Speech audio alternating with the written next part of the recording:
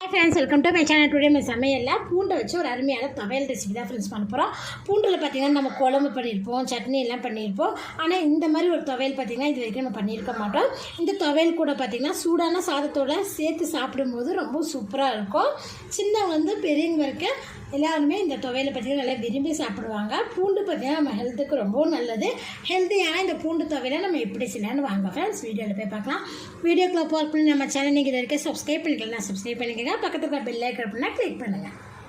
Pan சூடானதில் 1 teaspoon அளவுக்கு வரமல்லி,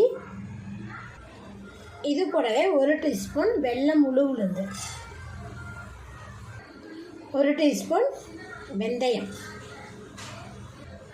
ஜீரகம் 1 teaspoon, 1/2 teaspoon கடுகு.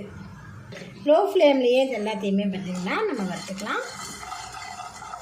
இதெல்லாம் பாருங்கள் வறுபட்டுருக்கு.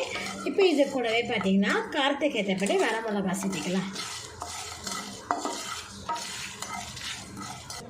லோ ஃப்ளேம்லேயே பாருங்கள் இது எல்லாத்தையும் நான் வறுத்துட்டேன். கலர் பார்த்திங்கன்னா நல்லா சேஞ்ச் ஆகிடுச்சு பாருங்கள். இப்போ இதை எடுத்து வேறு ஒரு பிளேட்டுக்கு நம்ம மாற்றிக்கலாம்.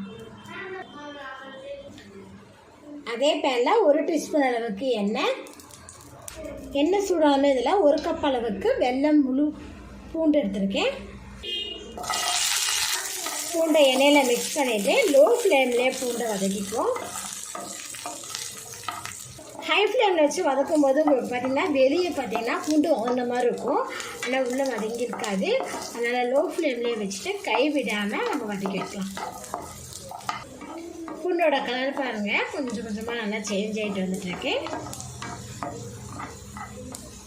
லோ ஃப்ளேம்லேயே பார்த்தீங்கன்னா நல்லா வதக்கிட்டுருக்கேன். இப்போ இது கூட பார்த்தீங்கன்னா ஒரு சின்ன துண்டு புளி எடுத்துருக்கோம், அது இதில் சேர்த்துக்கலாம்.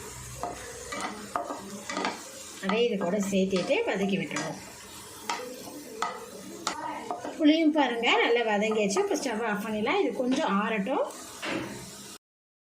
ஆறியதுமே இது நம்ம மிக்ஸி ஜாரில் சேர்த்துக்கலாம்.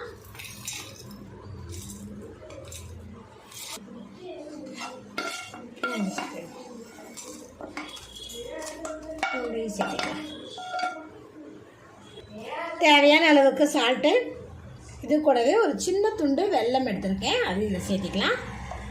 இப்போ இதை நம்ம தேவைப்பட்டால் கொஞ்சமாக தண்ணி சேர்த்துட்டு பேஸ்ட் அரைச்சி எடுத்துக்கோம். தண்ணி சேர்த்துட்டு இந்த அளவுக்கு அரைச்சி எடுத்துருக்கோம். இது வேறு ஒரு மிக்சிங் பவுலுக்கு மாற்றிக்கலாம். ரொம்பவும் சிம்பிளான மெத்தடில் ஹெல்த்தியான பூண்டு துவையல் நம்ம பண்ணியிருக்கோம் ஃப்ரெண்ட்ஸ்.